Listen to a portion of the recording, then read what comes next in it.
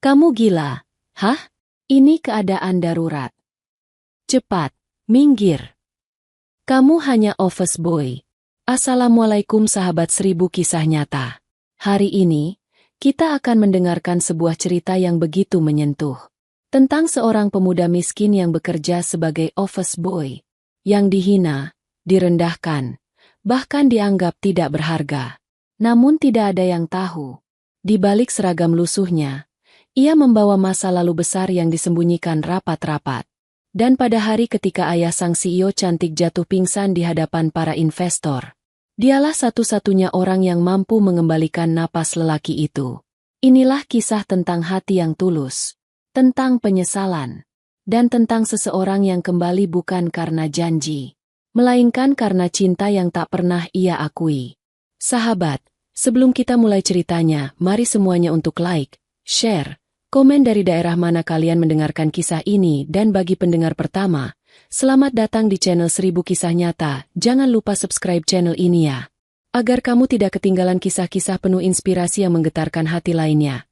Kami doakan yang sudah like dan subscribe channel ini semoga rezekinya selalu mengalir deras, segala urusan selalu dipermudah, dan doanya semoga diijabah oleh Allah Subhanahu wa Ta'ala. Amin ya Rabbal Alamin. Jangan lupa juga tekan tombol loncengnya, agar kamu jadi orang pertama yang tahu saat video terbaru hadir. Sekarang mari kita mulai ceritanya. Pagi itu kota belum sepenuhnya terbangun ketika sinar matahari pertama memantul di dinding kaca gedung Wijaya Group.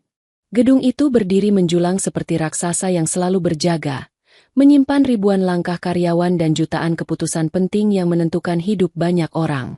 Di bawahnya, lalu lintas mulai bergerak pelan. Suara klakson dan deru mesin membangunkan suasana kota. Namun bagi Alea Wijaya, pagi itu terasa berbeda. Di meja makan apartemen mewahnya, ia berdiri dengan kedua tangan memegang cangkir teh yang sudah dingin. Ia menatap ayahnya yang duduk di kursi seberang. Tuan Wijaya, sang pendiri perusahaan, mengenakan kemeja putih rapi dengan lengan yang sedikit digulung. Rambutnya memutih seluruhnya. Namun sorot matanya tetap tajam seperti dahulu. Tetapi ada sesuatu yang tidak beres pagi itu. Sejak Alea bangun, ia melihat ayahnya sempat menahan napas dan memijit pelan bagian dadanya. Gerakan kecil yang hampir tidak terlihat, namun cukup membuat perasaannya tidak tenang. Ayah benar-benar mau ke kantor hari ini. Suara Alea pelan tapi terisi kecemasan yang tidak dapat ia sembunyikan. Tuan Wijaya tersenyum kecil. Senyum yang dulu selalu menenangkan Alea saat kecil. Rapat hari ini penting. Investor luar negeri datang langsung. Ayah ingin hadir. Alea menggeleng. Hatinya gelisah. Ayah bisa istirahat. Aku yang memimpin rapat. Semua materi sudah siap. Ayah baik-baik saja. Tuan Wijaya menjawab cepat. Namun tangannya kembali menyentuh dada kirinya sebentar. Seolah ada rasa tidak nyaman. Ia menyembunyikan gerakan itu dengan menarik napas panjang. Ayah hanya lelah sedikit. Alea memperhatikan gerakan itu. Semakin yakin ada yang salah. Namun ia tahu, ayahnya keras kepala. Sejak muda, ia selalu memaksa diri berdiri bahkan ketika tubuhnya meminta untuk berhenti. Kalau begitu, janji sama aku. Alea menahan napas sejenak. Kalau ayah merasa pusing sedikit saja, atau napas terasa berat, ayah langsung duduk atau keluar dari rapat dan istirahat. Tuan Wijaya tertawa kecil. Kamu ini terlalu banyak khawatir. Namun ia melihat wajah putrinya yang serius. Dan ia menghela napas. Baik, Nona CEO. Ayah janji. Alea tidak tersenyum. Ia hanya menunduk, memutar cangkir di tangannya. Ada ketakutan yang tidak bisa ia jelaskan. Ketakutan yang sejak semalam mengikutinya. Dan pagi ini menjadi lebih kuat. Mereka berdua akhirnya bersiap menuju kantor. Saat lift apartemen turun menuju lantai dasar, Alea mencuri pandang ke arah ayahnya. Wajah tua itu terlihat lebih pucat dari biasanya. Mobil hitam perusahaan sudah menunggu. Begitu pintu ditutup dan mobil melaju perlahan menuju pusat kota, Alea bersandar sambil melihat jalanan yang ramai. Supir menjaga kecepatan agar perjalanan terasa mulus. Ya. Alea memecah keheningan. Tuan Wijaya menatap keluar jendela, memperhatikan gedung-gedung yang melintas. Kalau semua ini hilang suatu hari nanti, gedung-gedung, saham, rapat besar, ayah masih bahagia tidak? Pertanyaan itu membuat Tuan Wijaya tertegun. Ia menoleh, memandang putrinya lama. Yang hilang itu bangunan, uang, angka, semua bisa dicari lagi. Ia memegang tangan Alea. Tapi kalau yang hilang adalah kamu, ayah tidak akan pernah baik-baik saja. Alea memejamkan mata sejenak. Ada sesuatu dalam kalimat itu yang menusuk lebih dalam daripada biasanya. Ia mencengkeram ujung roknya, menyembunyikan rasa haru. Mobil memasuki halaman Wijaya Group. Para satpam memberi salam hormat. Beberapa karyawan mempercepat langkah, menahan napas ketika melihat mobil itu tiba. Waduh, bos besar datang sama CEO. Hari ini rapat investor, pasti tegang. Bisikan itu terdengar dari beberapa sudut halaman. Alea biasa mendengar komentar seperti itu. Namun hari ini semuanya terasa lebih berat. Ketika Alea turun dari mobil, suara haknya berketuk di lantai marmer lobi. Ia terlihat anggun, tegas, dan kuat. Namun hati kecilnya masih dipenuhi rasa was-was. Di sisi lain halaman, dekat area parkir motor, seorang pemuda dengan seragam biru kusam sedang mengepel lantai sambil menunduk. Gerakannya rapi, pelan, dan sangat teliti. Namanya Raka, office boy yang hampir tidak pernah diperhatikan. Seragamnya sudah pudar, sepatu buluk dan sedikit basah. Namun wajahnya bersih, dan matanya memiliki sorot lembut yang jarang terlihat pada pekerja kasar. Saat mobil hitam bos besar tiba, Raka menghentikan gerakannya. Ia melihat sekilas ke arah pintu lobi, menatap sosok tua yang turun dari mobil. Matanya memikirkan sesuatu, namun tidak ada yang keluar dari mulutnya. Sorot matanya berubah lembut, seperti menyimpan kisah yang orang lain tidak tahu. Namun supervisor kebersihan sudah memanggilnya keras. Raka, cepat bereskan lantai lobi. Jangan sampai ada setitik air pun. Banyak tamu penting hari ini. Raka mengangguk cepat. Iya, Pak. Ia kembali bekerja. Pel digerakkan. Air sabun tipis membentuk kilau di atas marmer. Ia memastikan tidak ada yang licin, tidak ada jejak sepatu, tidak ada noda kecil pun. Seakan ia sedang mempersiapkan sesuatu yang ia sendiri tidak sadari. Di lobi, Alea berjalan masuk bersama ayahnya. Lift direksi terbuka, dan mereka naik ke lantai tertinggi. Saat lift naik melewati lantai demi lantai, Alea memperhatikan ayahnya lagi. Napasnya terdengar lebih berat, meski ia berusaha menutupinya dengan senyum. Yah, kalau nanti merasa tidak kuat, langsung bilang. Jangan menahan diri. Iya, Nona CEO, jawab Tuan Wijaya sambil tersenyum. Namun di balik senyum itu, ada guratan lelah yang tidak bisa disembunyikan. Lift tiba di lantai direksi. Pintu terbuka, memperlihatkan koridor elegan dengan lantai kayu mengkilap, lampu hangat, dan foto-foto perjalanan panjang perusahaan terpajang di dinding. Alea berhenti sebentar di depan salah satu foto. Foto saat ia dilantik menjadi CEO menggantikan ayahnya. Wajahnya di foto terlihat percaya diri, namun hatinya saat itu penuh ketakutan. Ayah ingat hari ini, kata Alea pelan. Bagaimana mungkin lupa? Tuan Wijaya tersenyum. Itu hari ketika ayah menyerahkan mimpinya padamu. Alea menunduk, merasakan dadanya hangat namun juga berat. Di ruang rapat utama, para investor sudah mulai berdatangan. Jagat bisnis tampak berkumpul di ruangan itu. Jas mahal, jam tangan mewah, suara ringan yang penuh perhitungan. Alea menyambut mereka dengan senyum profesional. Sebagai CEO, ia harus terlihat teguh, meski hatinya masih khawatir tentang ayahnya yang duduk di kursi utama. Presentasi dimulai. Grafik naik turun. Angka-angka terlihat jelas di layar besar. Alea berbicara tegas. Setiap kalimatnya menunjukkan bahwa ia adalah penerus sah dari seorang legenda bisnis. Namun di sampingnya, Tuan Wijaya mulai merasakan pusing yang aneh. Ruangan sedikit berputar. Suara-suara terdengar jauh, seperti datang dari balik dinding tebal. Ia mencoba mengatur napas. Tangannya meraih tongkat kecilnya. Genggamannya melemah. Alea menoleh sesaat. Tetapi ia masih harus melanjutkan presentasi. Tuan Wijaya duduk di kursi utamanya. Tangan bertumpu pada meja kayu besar. Wajahnya berusaha tetap fokus mengikuti penjelasan putrinya. Namun di balik ketenangannya, sesuatu mulai berubah. Awalnya hanya rasa berat di pelipis. Kemudian penglihatan sedikit berbayang. Cahaya lampu di langit-langit tampak lebih terang dari biasanya. Seolah menusuk lurus ke matanya. Ia memejamkan mata sepersekian detik, mencoba meredakan denyut yang tiba-tiba menghantam bagian belakang kepalanya. Alea masih berbicara. Para direksi mengangguk pelan, sebagian mencatat. Tidak ada yang menyadari bahwa Tuan Wijaya mulai kehilangan keseimbangan. Ia menarik napas dalam. Namun napas itu tidak terasa penuh seperti biasanya, lebih seperti tersangkut di tengah dada. Dadanya mengencang, seperti ada tangan besar yang menekan dari dalam. Tangannya bergerak pelan ke arah tombol pena di meja, berusaha memberi isyarat kecil. Tapi tidak ada yang benar-benar memperhatikan gerakan itu. Suara Alea seakan menjauh. Bukan karena ia berhenti berbicara, telinganya mulai memudar, mengirimkan suara seperti gema dari tempat yang sangat jauh. Ruang rapat perlahan berputar. Dinding kaca tampak berjalan mundur. Alea menoleh sekilas, hanya melihat ayahnya memijat pelipis. Ia mengira itu hanya kelelahan.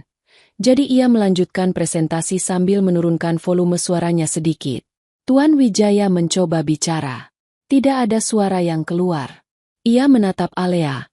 Pandangan itu berusaha keras memanggil. Namun suaranya hilang sebelum sempat lahir. Napasnya terputus beberapa kali. Tangannya menggapai pegangan kursi, tetapi cengkramannya melemah. Detik berikutnya terasa panjang, dan sangat sunyi. Hanya detak jantungnya yang terdengar memukul keras di dalam kepala. Matanya bergetar, tubuhnya condong ke samping. Dan lalu, kruk. Suara kursi terdorong keras menghentikan seluruh percakapan. Alea membalikkan badan dengan sangat cepat. Matanya membelalak.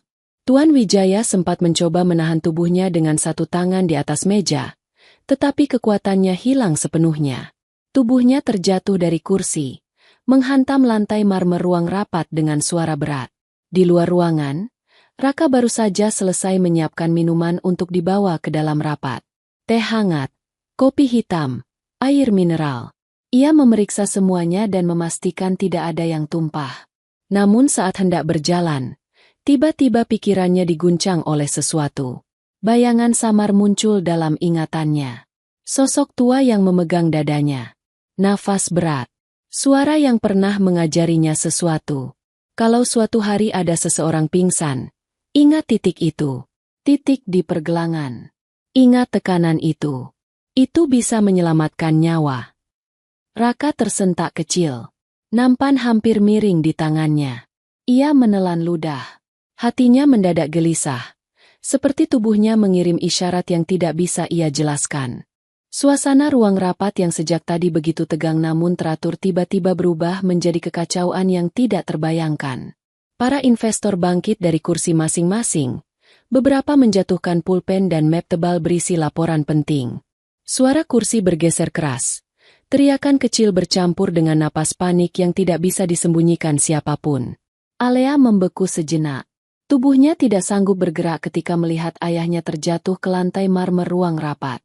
Tongkat kecil milik Tuan Wijaya terlempar ke samping, memantul pelan sebelum berhenti di dekat kaki salah satu investor. Ayah!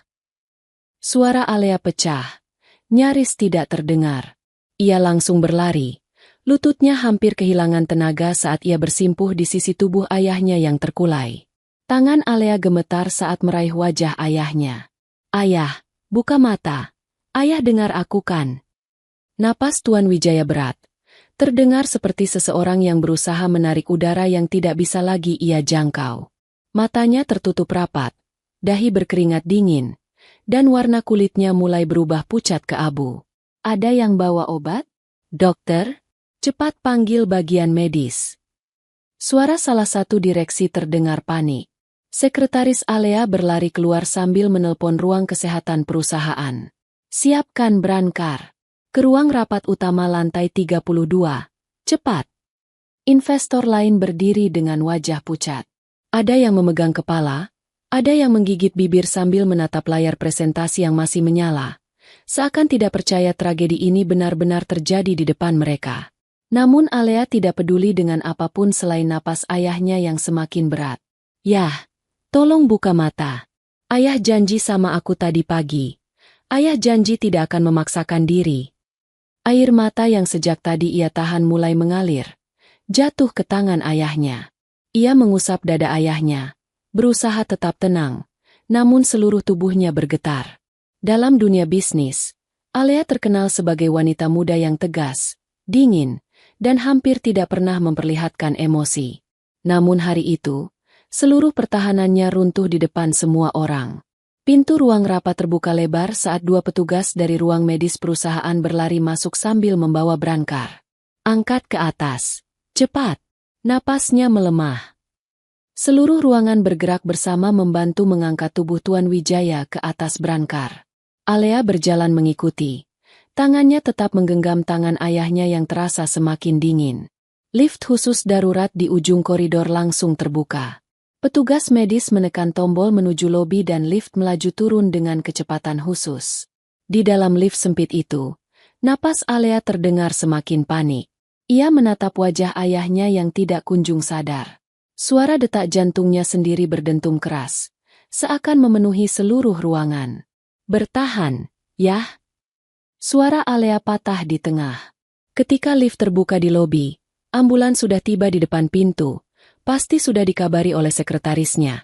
Alea tak peduli itu, yang terpenting sekarang ayahnya. Para satpam berlari membuka jalan. Beberapa karyawan berhenti bekerja dan menutup mulut mereka saat melihat brankar didorong keluar. Namun sebelum tenaga medis bergerak mendekat, seseorang tiba-tiba berlari dari arah samping lobi. Raka. Tanpa berpikir panjang, tanpa peduli tatapan karyawan lain, ia langsung berlutut di depan brankar. Tepat menghalangi jalan yang harus dilalui petugas medis. Berhenti dulu. Tolong berhenti sebentar. Suaranya bergetar namun tegas. Raka, minggir. Supervisor kebersihan berteriak marah. Kamu gila? Ini keadaan darurat. Saya mohon, beri saya 1 detik saja. Hanya 1 detik. Raka menunduk. Kedua tangannya terangkat. Memohon. Alea menoleh dengan wajah yang berubah dari panik menjadi kemarahan yang tidak bisa ia tahan. Kamu pikir ini apa? Hidup ayahku di ujung tanduk. Minggir. Suara Alea menggema di seluruh lobi. Beberapa karyawan mulai berbisik. Itu office boy kan? Dia ngapain ikut campur? Bukan urusan dia. Dasar orang tidak tahu diri. Supervisor mendekat. Mendorong Raka dengan kasar agar bangkit berdiri. Namun Raka bertahan, tetap berlutut. Saya tidak minta dipercaya. Saya hanya minta kesempatan menolong. Suaranya serak, penuh rasa takut sekaligus keyakinan. Alea mendekat dan mencengkeram keras seragam lusuh Raka. Kamu tidak ada hak apapun. Kamu cuma office boy. Raka menatap mata Alea, tidak membalas kata kasarnya. Tidak membela diri. Saya tahu apa yang harus dilakukan. Saya mohon, beri saya kesempatan ini. Kesempatan apa? Kamu bahkan bukan perawat. Alea mulai kehilangan kendali. Kalau kamu bisa bangunkan ayahku sekarang. Alea mengeluarkan kalimat yang tidak pernah ia pikirkan sebelumnya. Kau akan jadi suamiku. Semua orang terdiam. Tidak ada yang bergerak. Tidak ada yang bernapas. Ucapan itu terlontar dari kecemasan, ketakutan, dan putus asa. Ia tidak serius. Ia tidak dalam keadaan sadar penuh. Tetapi kata-kata itu sudah keluar, terdengar oleh seluruh lobi perusahaan. Namun Raka tidak tersenyum. Ia tidak kaget. Ia tidak memandang rendah ucapan itu. Ia hanya berkata pelan, penuh ketenangan yang aneh. Saya tidak mengejar itu. Saya hanya ingin menolong. Petugas medis hendak menarik Raka, tetapi ia mengangkat tangan sebentar. Biar saya pegang tangannya. Hanya sebentar. Tanpa menunggu izin, Raka menyentuh pergelangan tangan kiri Tuan Wijaya. bagian di mana nadi terasa paling lemah. Ia menutup mata. Ia menarik napas.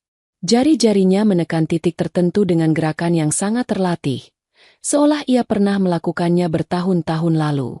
Semua orang menahan napas. Lobi perusahaan yang biasanya penuh suara kini berubah menjadi ruangan tanpa bunyi, tanpa gerakan. Hanya terdengar suara napas Alea yang tersengal-sengal dan detakan jam dinding yang terdengar lebih keras dari biasanya. 5 detik, 8 detik, 10 detik. Tepat ketika Alea hendak menarik Raka menjauh, Tuan Wijaya menghela napas panjang. Tubuhnya tersentak kecil. Sedikit warna kembali ke kulit wajahnya. Lalu bibirnya bergerak. "Ah, Alea!" Suara itu sangat pelan, tetapi nyata. Alea menutup mulutnya. Lututnya lemas. "Ya Tuhan, Ayah!" Petugas medis langsung mengambil alih, memeriksa kondisi Tuan Wijaya dengan cepat, lalu menarik berangkar ke arah ambulans. Alea hanya bisa berdiri mematung. Air matanya mengalir begitu saja. Sementara itu, Raka mundur selangkah, menundukkan kepala. Ia tidak mengharapkan ucapan terima kasih. Tidak mengharapkan pengakuan. Tidak mengharapkan balasan apapun. Ia hanya menatap tangan Tuan Wijaya yang tadi dipegangnya, seperti seseorang yang menyentuh kenangan lama yang hampir hilang. Ketika ambulans menutup pintu dan melaju ke rumah sakit, Alea baru sadar bahwa sosok yang ia hina barusan adalah sosok yang mungkin baru saja menyelamatkan nyawa ayahnya. Namun sesuatu dalam tatapan Raka membuat Alea lebih bingung, lebih takut, dan lebih penasaran daripada sebelumnya. Siapa sebenarnya lelaki ini? Mengapa ia begitu yakin bisa menolong? Dan mengapa teknik yang ia gunakan seolah bukan sesuatu yang umum diketahui? Alea berdiri terpaku, tidak mampu bergerak, tidak mampu berpikir. Sedangkan Raka, tanpa menunggu siapapun, berbalik dan kembali mengambil pel mop di sudut lobi. Seolah tidak pernah terjadi apa-apa. Sirine ambulans meraung memecah keramaian kota. Mobil itu melaju cepat, menikung dan menembus padatnya jalanan dengan lampu merah yang terus berkedip. Di dalamnya, Tuan Wijaya berbaring dengan wajah pucat. Napasnya naik turun tidak beraturan. 2 petugas medis berusaha menstabilkan kondisinya, sementara satu lagi duduk di depan, berteriak melalui radio untuk meminta jalur terbuka. Di sisi lain, mobil kedua membawa Alea. Tangannya gemetar, memegang tas kecilnya erat-erat. Jari-jarinya mengusap layar ponsel yang tidak ia buka sejak kejadian itu. Napasnya pendek-pendek, dada terasa sesak, dan pikirannya kacau. Ia tidak bisa menghilangkan bayangan tubuh ayahnya yang jatuh. Tidak bisa menghapus suara napas ayahnya yang tersengal-sengal. Tidak bisa berhenti memikirkan wajah Raka yang berlutut. Meminta izin dengan mata dipenuhi rasa takut namun juga keyakinan yang aneh. Ia ingin menemani ayahnya di dalam mobil ambulan. Tapi keterdiamannya selama beberapa detik tadi di lobi membuatnya tertinggal. "Ya Tuhan!" Alea hampir berbisik. "Tolong selamatkan ayah." Begitu ambulans tiba di rumah sakit, pintu dibuka cepat dan para petugas menarik berangkar menuju ruang gawat darurat.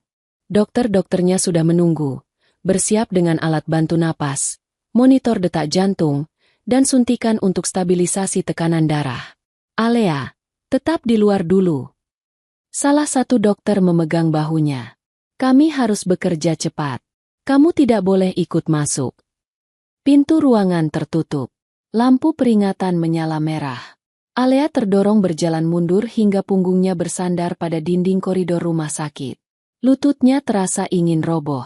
Beberapa detik kemudian, sekretaris Alea tiba dengan napas terengah, membawa tas dan berkas-berkas yang tadi tertinggal di ruang rapat.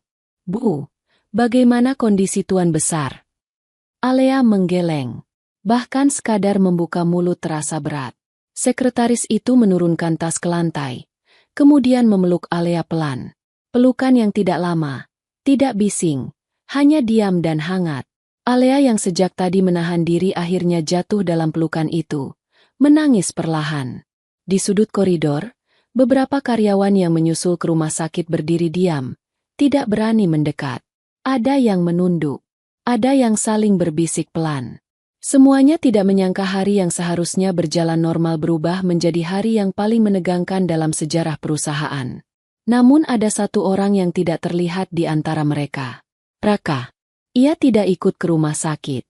Setelah kejadian di lobi, setelah Tuan Wijaya sadar untuk beberapa detik dan dipindahkan ke ambulans, Raka kembali ke pojok lobi, memegang pel mop yang tadi ia jatuhkan. Supervisor kebersihan memarahinya. Kenapa kamu barusan berani berlutut di depan Brankar? Mau mati kamu. Kalau sampai direksi lihat kamu menghalangi, kamu bisa dipecat hari ini juga. Namun Raka tidak melawan. Ia hanya mengatakan pelan. Maafkan saya, Pak. Lalu ia mengepel lantai yang basah oleh air mata Alea, debu sepatu, dan sisa roda Brankar yang memanjang seperti garis perpisahan. Sementara itu, di rumah sakit, jam berjalan lambat. 1 jam terasa seperti 10. 2 jam terasa seperti 1 hari penuh. Alea! Suara lembut seorang perawat mendekat. Mau minum dulu. Alea menggeleng. Tolong, beritahu saya begitu ayah saya sadar. Perawat itu mengangguk. Di koridor, Alea duduk di kursi plastik biru, memandang lantai yang mengkilap. Ia mendekap kedua tangannya di dada. Merasakan tubuhnya kedinginan meski ruangan itu cukup hangat. Di benaknya, adegan 1 jam lalu terus berulang seperti film rusak. Ayahnya jatuh. Jeritan orang-orang. Raka berlutut. Tangan Raka menyentuh pergelangan ayahnya. Tekanan kecil itu. Napas panjang ayah kembali. Suara ayah menyebut namanya. Ia memejamkan mata. Bibirnya gemetar. Alea tidak bisa menyangkal satu hal. Jika bukan karena Raka, ayahnya mungkin tidak punya kesempatan untuk bertahan sampai ambulans tiba di rumah sakit. Tetapi kebingungan lain ikut menghantam kepalanya. Bagaimana seorang OB tahu teknik seperti itu? Siapa yang mengajarinya? Mengapa ekspresinya begitu yakin, meski ia terlihat takut? Dan mengapa? Mengapa tangan Raka sama sekali tidak bergetar saat menyentuh ayahnya? Sederet pertanyaan itu membuat dadanya semakin sesak. Sekretaris Alea kembali mendekat. Bu, media sudah mulai bertanya. Ada beberapa kamera yang menangkap momen di lobi. Kami harus menyiapkan pernyataan resmi. Alea tidak menjawab. Hanya menatap pintu ruang gawat darurat yang masih tertutup rapat. Waktu berjalan lagi. Perawat hilir mudik. Dokter keluar masuk ruangan lain. Suara mesin monitor terdengar samar dari balik pintu. Hingga akhirnya, pintu ruang gawat darurat terbuka pelan. Seorang dokter keluar dengan wajah lelah. Alea langsung bangkit berdiri, hampir berlari menghampirinya. Dok, bagaimana kondisi ayah saya? Dokter itu menghela napas panjang. Beliau stabil untuk sekarang. Detak jantungnya sempat melemah, namun kembali normal berkat pertolongan pertama sebelum ambulans tiba.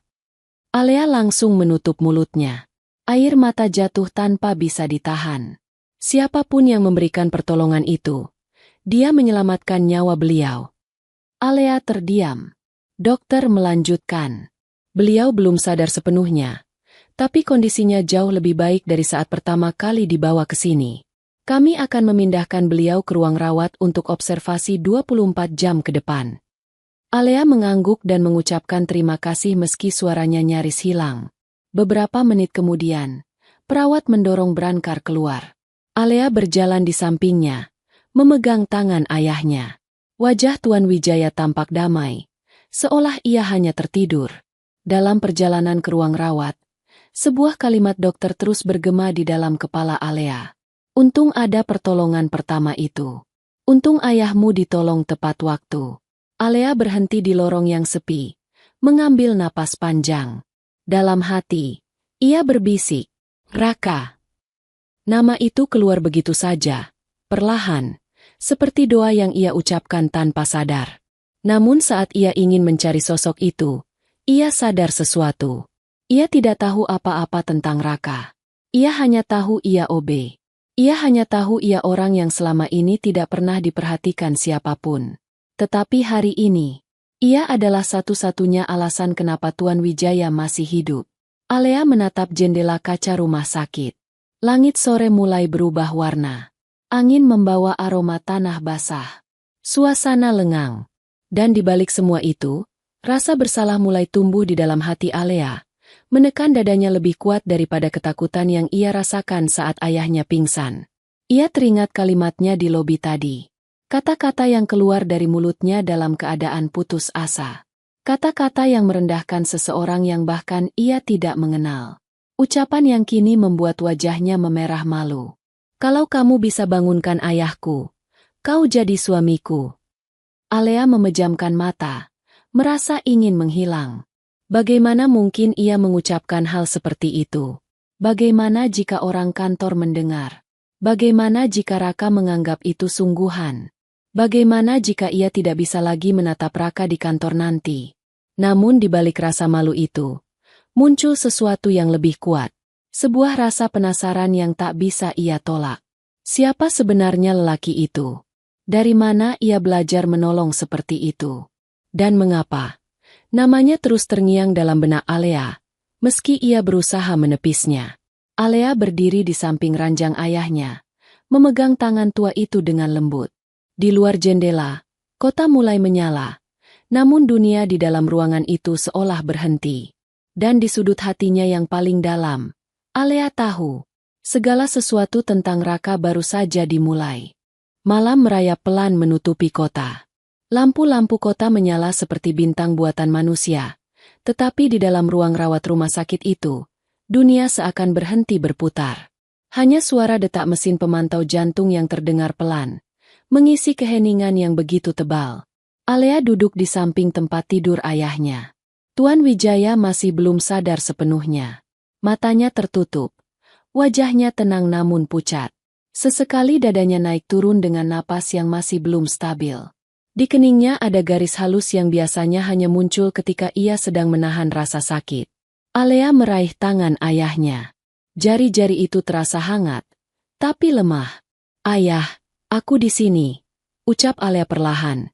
Suaranya parau karena terlalu banyak menangis. "Tolong bertahan." Ia tidak tahu apakah ayahnya mendengar atau tidak, tetapi ia tetap berbicara. Kata-kata itu seakan menjaga hatinya agar tidak runtuh sepenuhnya. Di luar ruang rawat, sekretaris Alea dan beberapa manajer menunggu. Mereka duduk di kursi panjang, berbicara pelan. Tidak ada dari mereka yang berani pulang. Mereka tahu, bagi Alea, malam ini adalah malam tergelap yang pernah ia jalani sejak menjadi pemimpin perusahaan. Namun Alea nyaris tidak peduli dengan semua situasi itu. Yang terus menghantuinya adalah sosok Raka. Wajahnya yang tenang, gerakan tangannya yang pasti, keyakinan di matanya, dan kenyataan bahwa ia menyelamatkan nyawa ayahnya dengan cara yang bahkan para petugas medis tidak lakukan. Alea menutup mata sejenak. Setiap kali ia memikirkan kejadian di lobi, wajahnya panas oleh campuran rasa malu dan kebingungan. Bagaimana mungkin seseorang yang selama ini dipandang rendah di kantor, orang yang mengurus sampah, mengepel lantai, membawa gelas kopi, dan sering menerima bentakan karyawan, memiliki kemampuan yang begitu rumit dan berbahaya? Pertanyaan itu terus berputar di kepalanya. Namun di sisi lain rumah sakit, Raka sedang duduk di halte kecil dekat parkiran. Ia tidak ikut datang bersama rombongan kantor. Namun setelah shift kerjanya selesai, ia naik angkot dan datang sendiri ke rumah sakit itu. Ia tidak berani masuk. Ia hanya duduk, menatap gedung rumah sakit dari kejauhan. Tangan kanannya memegang gelang karet di pergelangan tangan. Gelang itu sudah lusuh, warnanya pudar, namun ada simbol kecil yang terukir di bagian dalamnya. Angin malam menerpa wajahnya, membuat rambutnya sedikit berantakan. Ia tidak tahu kenapa ia datang. Atau mungkin ia tahu, tetapi tidak berani mengakuinya. Ketika seseorang yang pernah menyelamatkan hidupmu berada di ambang kematian, hatimu bergerak tanpa perlu diperintah. Seorang satpam rumah sakit menghampirinya. "Mas lagi nunggu orang dirawat." Raka mengangguk pelan. "Iya, Pak." Tapi tidak masuk. Raka tersenyum tipis. "Saya cuma ingin memastikan beliau baik-baik saja." Satpam itu mengangguk, lalu meninggalkannya. Raka menghela napas panjang. Ia tahu dirinya bukan siapa-siapa. Ia bukan keluarga Tuan Wijaya. Ia bukan kerabat. Ia bahkan bukan karyawan penting. Ia hanya office boy. Namun kenangan lama di dalam dirinya berdenyut. Muncul satu persatu meski ia mencoba menahannya. Bertahun-tahun yang lalu, tubuh kecilnya jatuh di jalanan. Seseorang mengangkatnya, memberikan air, memberikan makanan, memberikan tempat tinggal, mengajarinya teknik sederhana untuk pertolongan pertama. Mengusap kepalanya sambil berkata, "Nak, suatu hari kalau seseorang pingsan, ingat titik itu, ingat tekanan itu. Sekarang kamu tahu cara menyelamatkan nyawa orang." Raka memejamkan mata. Kilatan-kilatan itu masih ada, masih hidup, meski ia kira sudah hilang sejak lama. Ia tidak tahu mengapa Tuan Wijaya melakukannya pada masa lalu. Tidak tahu kenapa ia diselamatkan oleh seseorang yang seharusnya tidak punya waktu untuk mengurus anak kecil seperti dirinya. Namun satu hal ia tahu. Hari ini, ia membalas sedikit dari kebaikan itu. Ia membuka mata ketika melihat mobil mewah berhenti di depan rumah sakit. 2 orang keluar, manajer keuangan, dan sekretaris Alea. Mereka berjalan cepat masuk ke gedung, wajah cemas. Mereka tidak melihat Raka yang duduk di kejauhan, karena siapa yang akan memperhatikan seorang pemuda berseragam biru lusuh di tengah malam seperti itu. Sementara itu, di dalam ruang rawat, Alea akhirnya mulai lelah. Matanya sayu, tubuhnya ingin jatuh, namun tangannya tetap menggenggam tangan ayahnya. Tiba-tiba perawat masuk, membawa selimut tambahan. "Bu Alea, kalau lelah boleh istirahat sebentar. Kami akan memanggil Anda kalau ada perkembangan." Alea tersenyum kecil, meski wajahnya pucat. "Terima kasih. Saya mungkin akan istirahat sebentar." Perawat pergi dan pintu tertutup lagi. Alea meletakkan kepalanya di sisi ranjang. Matanya mulai tertutup. Setelah beberapa jam penuh tekanan, tubuhnya menyerah. Ia tertidur sambil masih memegang tangan ayahnya. Namun tepat saat ia mulai terlelap, ia mendengar suara lirih. "Alea!" Alea tersentak bangun. Ayahnya membuka mata sedikit. Meski pandangannya masih buram, Tuan Wijaya mencoba menggerakkan jari-jarinya. "Ayah!" Alea berdiri cepat, memegang wajah ayahnya.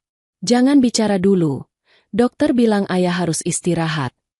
Namun Tuan Wijaya menggeleng pelan. Ia membuka mulut. Suaranya sangat lemah. "Tadi, ada yang menolong ayah." Alea menatapnya, menahan napas. "Itu pasti." Suaranya hampir tidak terdengar. Dengan sisa tenaga, Tuan Wijaya mengatupkan bibirnya dan mengucapkan nama kecil itu. "Rakaya." Alea mematung. Ayahnya tahu. Ayahnya sadar. Dan ayahnya menyebut nama itu dengan suara yang dipenuhi sesuatu yang tidak bisa Alea pahami. Haru, syukur, dan kenangan. Alea ingin bertanya lebih banyak.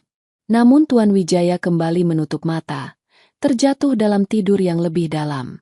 Mesin detak jantung berbunyi stabil. Alea berdiri di samping ranjang. Tubuhnya gemetar. Bagaimana ayahnya bisa tahu nama itu? Bagaimana ayahnya bisa mengenali seseorang yang tak pernah terlihat dekat dengannya? Apa sebenarnya hubungan mereka? Dan mengapa Raka menunjukkan teknik yang hanya orang terlatih bisa lakukan?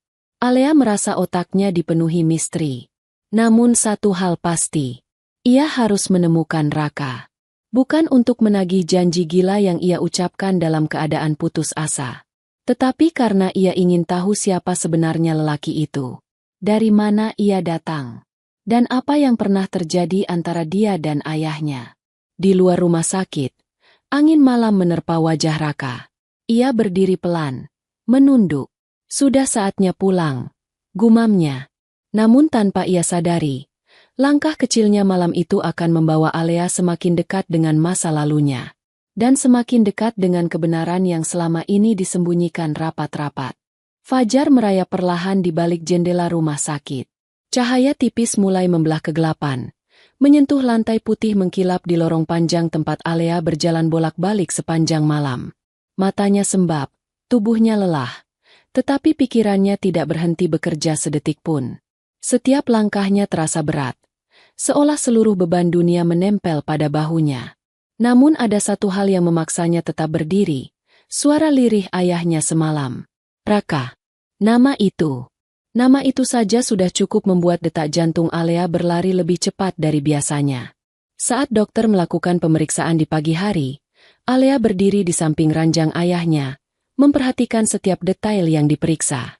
Tekanan darah, detak jantung, suhu tubuh, respon syaraf. Semua tampak stabil dibanding malam sebelumnya. Beliau menunjukkan perkembangan yang baik, kata dokter sambil menulis sesuatu di papan catatan medis. Namun kita harus memastikan beliau tidak mengalami serangan kedua. Yang seperti ini bisa terjadi mendadak. Alea mengangguk, berusaha menjaga ketenangan. Dokter, apakah benar pertolongan pertama yang dilakukan seseorang sebelum ambulans tiba, berperan besar dalam menyelamatkan ayah saya? Dokter itu menatapnya lama sebelum menjawab. Bukan sekadar besar. Itu krusial. Ia berhenti sebentar, lalu melanjutkan. Jika tekanan itu dilakukan salah sedikit saja, jantung bisa berhenti total. Jadi siapapun yang melakukannya pasti sangat paham titiknya. Alea tertegun. Tekanan titik, bukan teknik umumnya. Suaranya pelan. Dokter tersenyum kecut. Bisa dibilang hanya orang dengan pelatihan khusus yang tahu. Alea menegang. Pelatihan khusus. Pertolongan darurat yang tidak ada di pelatihan medis standar. Teknik yang bahkan dokter pun tidak sembarangan lakukan. Ada sesuatu yang semakin jelas. Raka tidak mungkin hanya seorang office boy biasa. Alea menghela napas, lalu membungkuk memberi hormat sebelum dokter keluar. Ia duduk kembali di kursi samping tempat tidur ayahnya, memegang tangan tua itu dan memejamkan mata. Ayahnya tampak damai, seperti sedang tidur tenang. Tetapi Alea tahu, di balik wajah lelah itu, tersimpan kenangan masa lalu yang tidak pernah ia ceritakan pada putrinya. Sesekali jemari Tuan Wijaya bergerak kecil, seolah sedang berusaha meraih sesuatu di dalam mimpi. Alea menatapnya dalam. Mengapa ayah menyebut nama itu? Ia berbisik pelan antara rasa penasaran dan gelisah. Namun ia tidak punya jawaban. Dan ketika ia tidak bisa menemukan jawaban, ia memutuskan harus mencari langsung orangnya. Sekitar pukul 8 pagi, setelah memastikan ayahnya benar-benar stabil, Alea akhirnya kembali ke kantor. Ia tidak tidur sepanjang malam. Matanya sayu, tetapi wibawa seorang CEO tidak memudar sedikit pun di balik kepalanya yang sedikit menunduk. Lift direksi membuka pintu di lantai lobi kantor. Begitu Alea keluar, suasana mendadak berubah. Karyawan berhenti berbicara. Beberapa langsung berdiri dari kursinya. Ada yang menunduk hormat. Ada pula yang menghindari tatapannya, takut salah bicara. Semua orang tahu kejadian kemarin menjadi pembicaraan besar. Banyak karyawan melihat momen ketika Raka berlutut di lobi. Banyak yang menyaksikan detik-detik menegangkan ketika Tuan Wijaya hampir kehilangan nyawa. Namun ada yang tidak terlihat. Tidak ada sosok Raka di antara kerumunan. Alea melangkah menuju meja resepsionis. Raka ada di mana? Nada suaranya datar, tetapi tegas. Resepsionis itu terkejut. Tidak menyangka CEO akan menyebut nama seorang office boy secara langsung. Bu, Raka belum masuk. Biasanya dia datang jam 7, tapi hari ini belum terlihat. Alea mengangguk pelan. Kalau dia datang, suruh dia menemui saya. Semua yang mendengar kalimat itu langsung saling melirik. Sebagian menganggap Raka sial, sebagian penasaran, sebagian lagi merasa iri karena CEO menyebut nama seorang OB. Namun di dalam hati Alea, bukan kemarahan yang ia rasakan, melainkan rasa ingin tahu yang telah tumbuh menjadi kebutuhan. Ia butuh jawaban. Di ruangannya yang luas, Alea duduk sambil membuka laptop. Namun matanya tidak fokus pada laporan. Yang terpikir hanya satu. Raka. Ketukan pintu terdengar. Manajer personalia masuk dengan wajah ragu. Bu Alea, ini mungkin penting. Alea mengangkat kepala. Ada apa? Manajer itu menyerahkan sebuah map coklat. Data personal karyawan atas nama Raka. Alea langsung mengambil map itu. Tangan dinginnya membuka halaman demi halaman. Nama lengkap, Raka Suryana. Usia, 25 tahun. Pendidikan terakhir, tidak tercantum. Alamat, kosong. Nomor darurat, kosong. Pengalaman kerja, 2 tahun sebagai tenaga kebersihan. Keterangan tambahan, tidak ada. Alea mengerutkan kening. Tidak ada catatan keluarga. Ia membaca lagi. Tidak ada alamat rumah. Lalu tatapannya semakin dalam. Tidak ada riwayat medis. Tidak ada siapapun yang bisa dihubungi jika terjadi apa-apa. Ini bukan data normal. Manajer personalia menghela napas. Suaranya agak gemetar. Iya, Bu. Waktu pertama kali masuk, dia bilang tidak punya keluarga. Kami minta alamat. Tapi dia hanya menulis nama desa tanpa nomor rumah. Dia tampak tidak ingin membahas masa lalunya. Alea memandang kertas itu lama. Sangat lama. Rasanya seperti memegang teka-teki yang potongannya hilang di banyak sisi. Lalu, apakah ada evaluasi kerja atau catatan masalah? Alea bertanya. Manajer menggeleng. Tidak ada, Bu. Dia tidak pernah terlambat. Tidak pernah membuat masalah. Tidak pernah ambil cuti. Dia bahkan bekerja lebih rapi dari standar. Alea menutup map itu perlahan. Raka bukan OB biasa. Raka bukan orang sembarangan. Dan Raka menyembunyikan sesuatu. Sesuatu yang sangat besar. Jam bergulir hingga siang. Raka belum juga datang. Alea berjalan menuju pantry, tempat yang biasanya menjadi area kerja Raka. Ketika ia masuk, ruangan itu sunyi. Tidak ada aroma kopi yang baru diseduh. Tidak ada suara air dari keran. Tidak ada pel mop enceran sabun. Semua kosong. Alea melangkah pelan hingga mendekati pojok ruangan di mana biasanya Raka menaruh tas kecilnya. Tas itu tidak ada. Supervisor kebersihan masuk dari pintu samping, terkejut melihat CEO berdiri di pantry. Bu, ada yang bisa saya bantu? Alea menoleh cepat. Kau lihat Raka? Supervisor itu terlihat gugup. Belum, Bu. Dia tidak muncul sejak kejadian kemarin. Alea mengerutkan kening. Kemana dia? Supervisor itu menelan ludah. Saya tidak tahu, Bu. Tapi dia pernah bilang kalau suatu hari dia mungkin berhenti mendadak. Saya kira itu bercanda. Alea terdiam. Rasa dingin menjalar dari tengkuk hingga punggungnya. Apakah Raka sengaja menghilang? Apakah ia tidak ingin bertemu Alea? Atau apakah ia sedang menyembunyikan sesuatu yang lebih berbahaya? Ia menahan napas. Satu hal menjadi sangat jelas dalam pikiran Alea.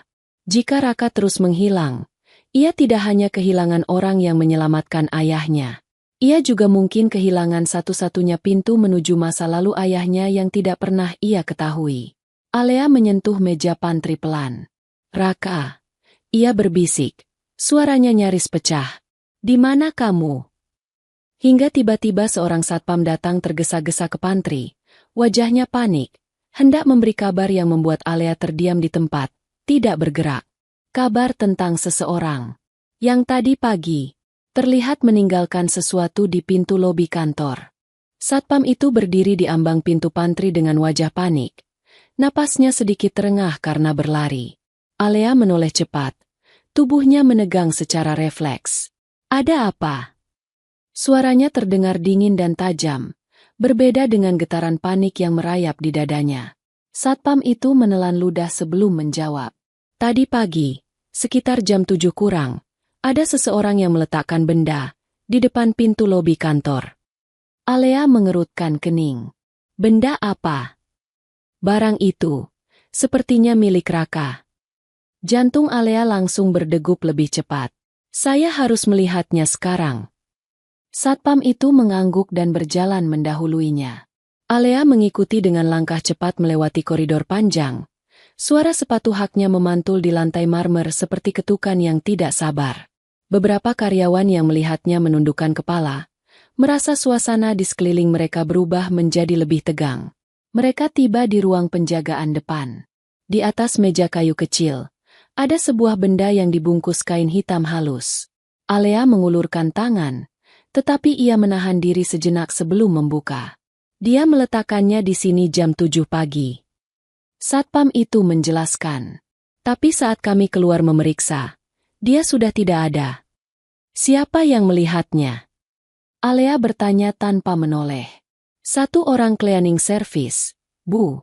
Dia bilang Raka datang sebentar, menaruh barang ini, lalu pergi cepat sekali. Alea akhirnya membuka kain itu.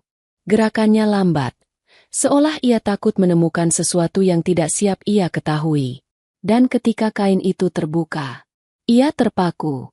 Di dalamnya ada jam tangan tua dengan tali kulit yang mulai mengelupas. Benda sederhana, namun memancarkan nilai emosional yang besar. Di bagian belakang jam itu, ada ukiran halus yang membuat napas Alea tercekat. Tulisan kecil itu berbunyi, "Untuk anak yang kupercaya. Jangan lupakan teknik itu." Alea menutup mulutnya dengan tangan. Kedua matanya membesar, tubuhnya seperti kehilangan keseimbangan. Jam ini, jam tangan ayahnya. Ayahnya pernah memakai jam itu ketika Alea masih kecil. Ia ingat betul karena ia sering memainkannya diam-diam.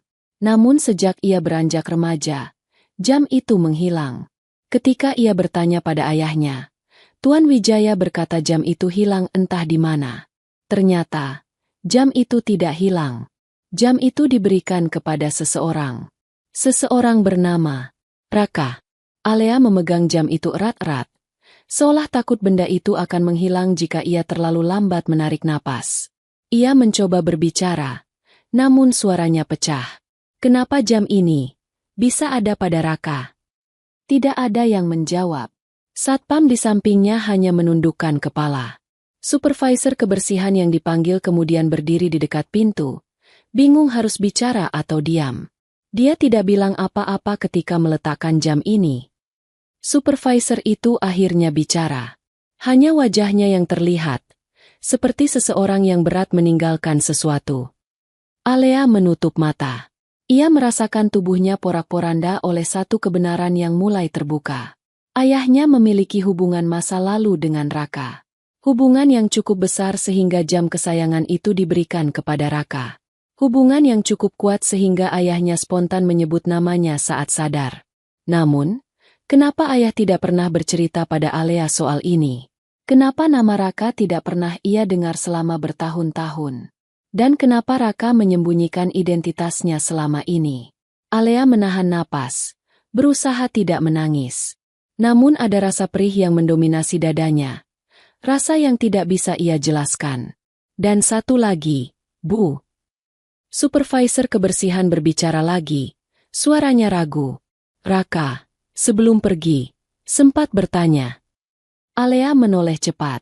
Bertanya apa? Supervisor itu menatap lantai. Dia bertanya, apakah Pak Wijaya sudah sadar?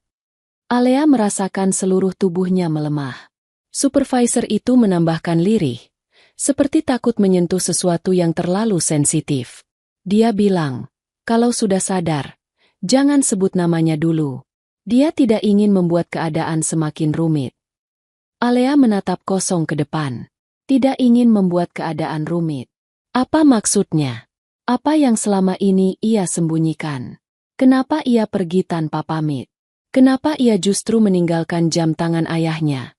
Jam yang ia simpan bertahun-tahun. Alea menggenggam jam itu lebih kuat. Rasanya seperti menggenggam masa lalu ayahnya yang tersembunyi puluhan tahun. Setelah memastikan tidak ada hal lain yang ditemukan, Alea kembali ke ruangannya. Namun pikiran dan hatinya tidak tenang. Ia duduk di kursi kerja, menatap jam tua itu sambil memutar-mutar pikiran. Segala sesuatu mengenai Raka semakin membuatnya tenggelam dalam misteri. Teknik penyelamatan yang ia lakukan tidak mungkin dipelajari sembarangan. Tidak mungkin dilakukan oleh seseorang tanpa latar belakang tertentu.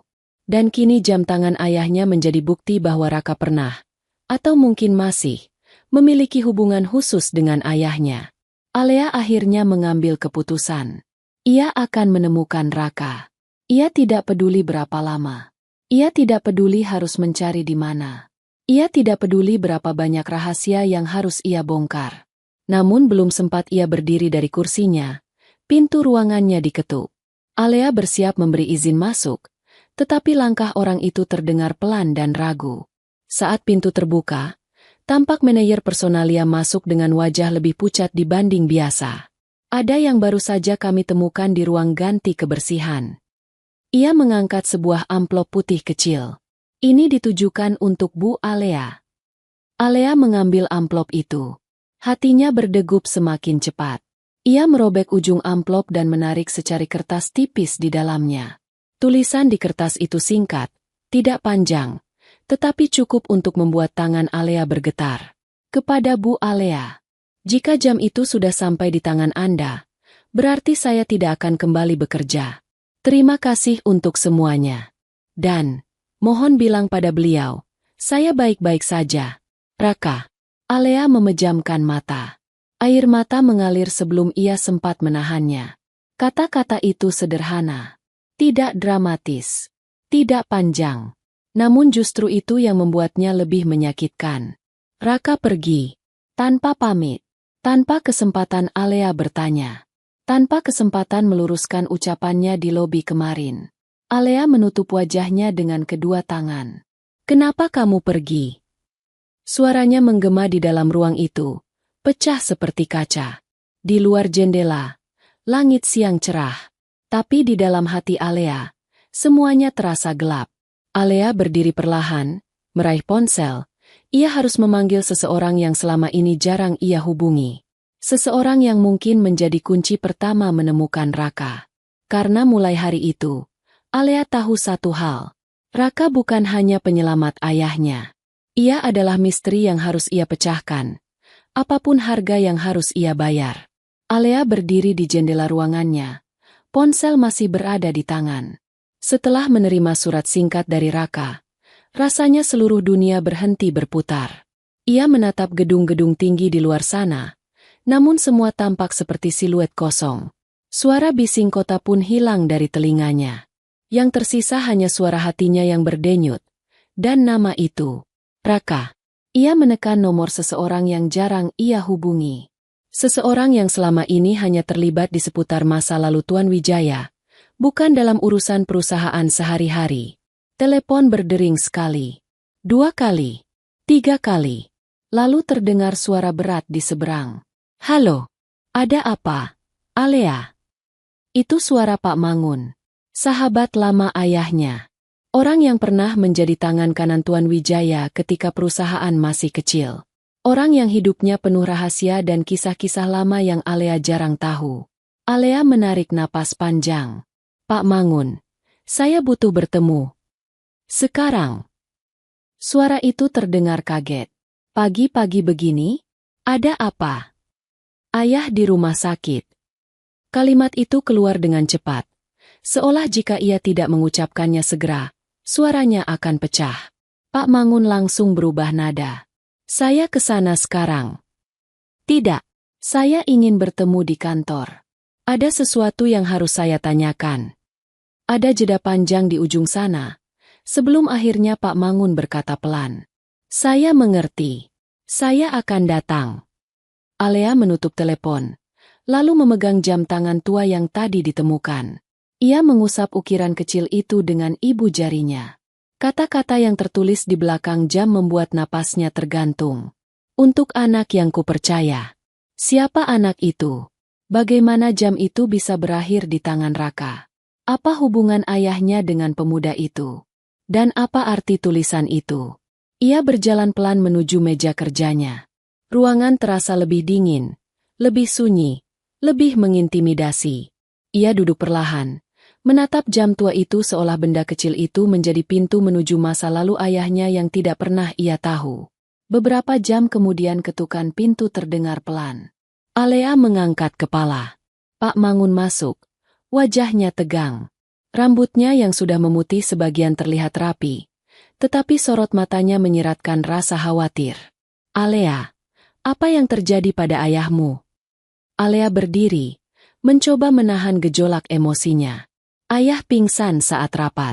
Kondisinya stabil sekarang. Tapi, ia menelan ludah. Pak Mangun, saya menemukan ini. Ia menyerahkan jam itu. Pak Mangun mengambilnya. Dan saat ia melihat belakang jam, ekspresinya langsung berubah. Tangannya yang memegang jam itu bergetar kecil, matanya membesar, dan rahangnya mengeras. Alea, dari mana kamu dapat jam ini? Dari Raka. Pak Mangun terdiam. Sangat lama. Hingga Alea merasakan rasa tidak sabar berubah menjadi rasa takut. Apa Bapak kenal jam ini? Alea bertanya pelan.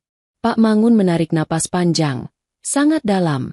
Seperti seseorang yang sudah lama menghindari sesuatu namun kini tidak bisa lari lagi. Alea, jam ini dulu diberikan ayahmu kepada seorang anak. Alea menegang. Anak siapa? Anak yang pernah ditolong oleh ayahmu puluhan tahun lalu. Jawab Pak Mangun tanpa mengalihkan pandangan dari jam itu. Dia ditemukan di depan toko tua. Tubuhnya penuh luka. Tidak berbicara. Tidak punya keluarga. Tidak punya identitas. Tidak punya masa depan. Alea menelan ludah. Siapa anak itu? Pak Mangun menutup mata sejenak. Kami memanggilnya Raka. Dunia Alea membeku. Semua suara menghilang. Semua cahaya redup. Yang tersisa hanya satu nama yang menggema di seluruh ruang hatinya. Raka. Raka. Raka. Orang yang ia hina di lobi.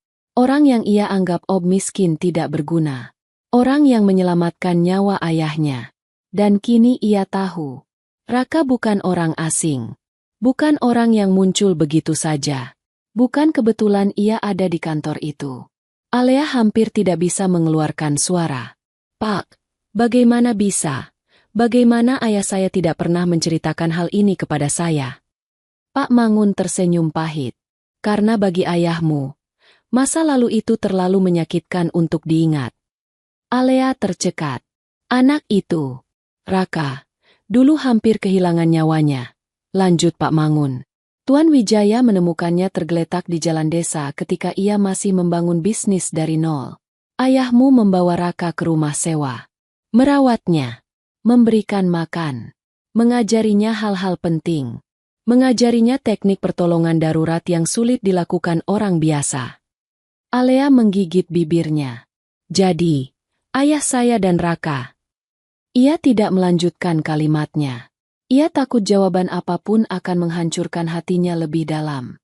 Namun Pak Mangun mengangguk. Raka, bagi ayahmu, adalah anak kedua. Alea menutup mulutnya. Air matanya jatuh begitu cepat. Seperti bendungan pecah.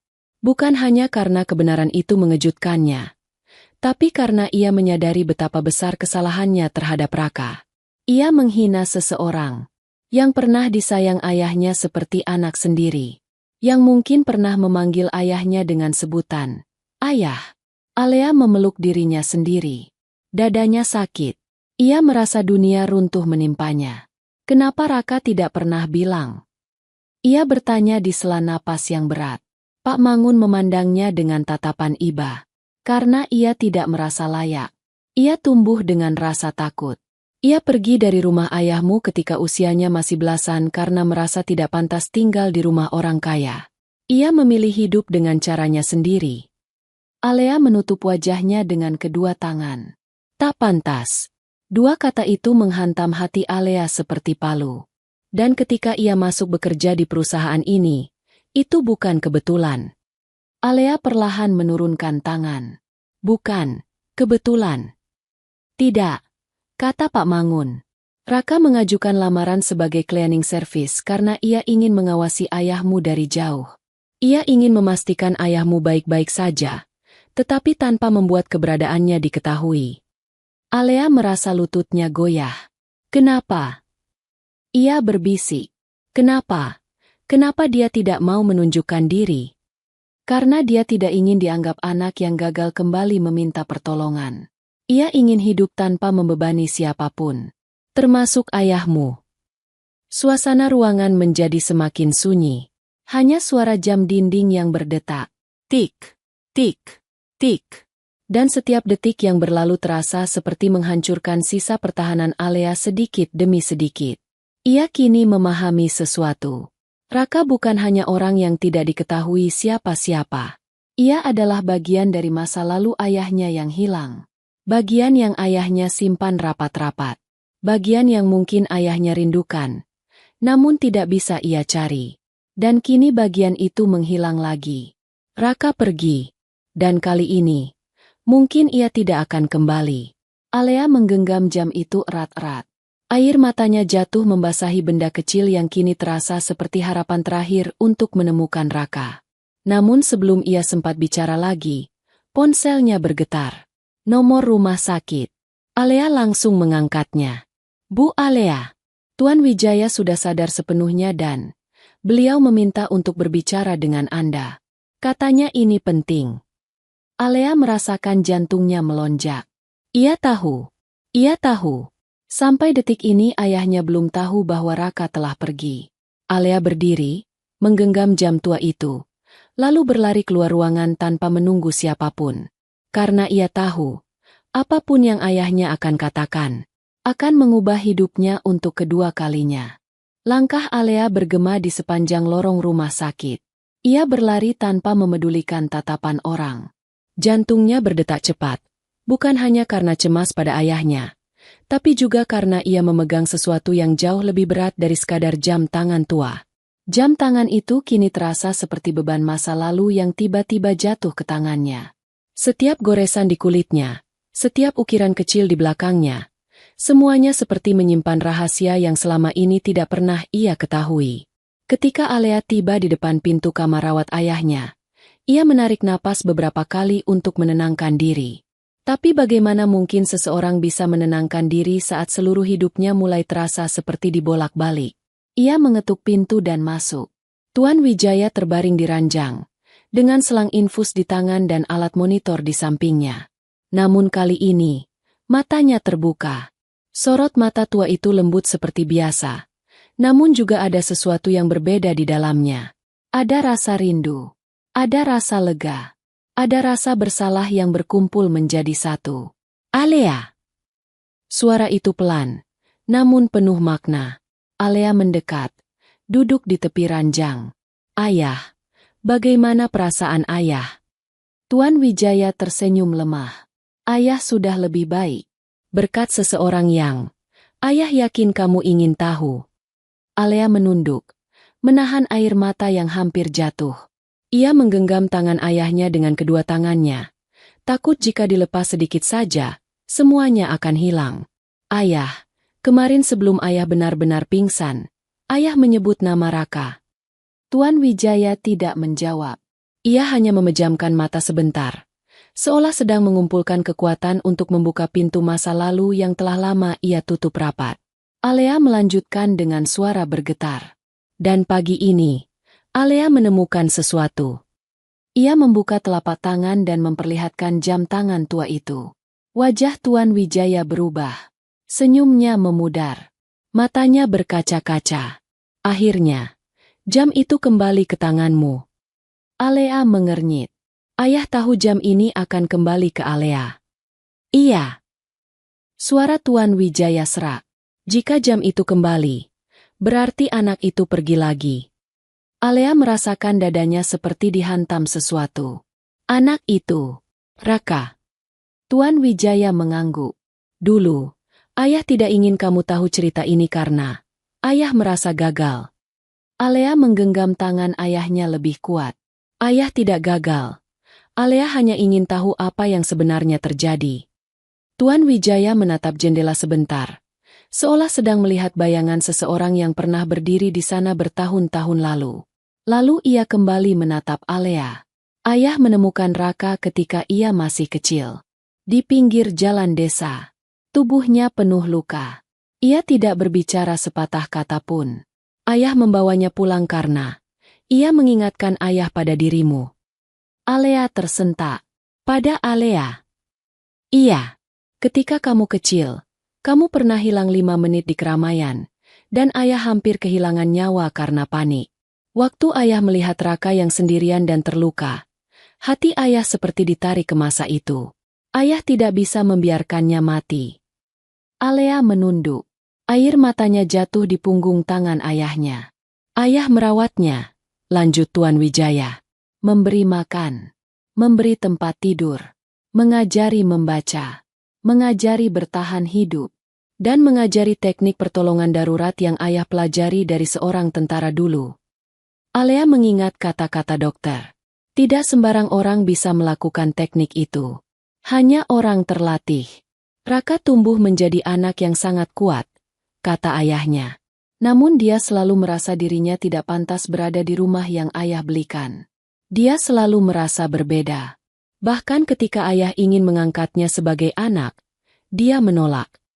Alea mengangkat wajah, terkejut. Ayah ingin mengangkat Raka sebagai anak. Tuan Wijaya mengangguk pelan. Ayah menyayangi dia. Sama seperti ayah menyayangimu. Alea menggigit bibir. Sedalam-dalamnya ia mencintai ayahnya.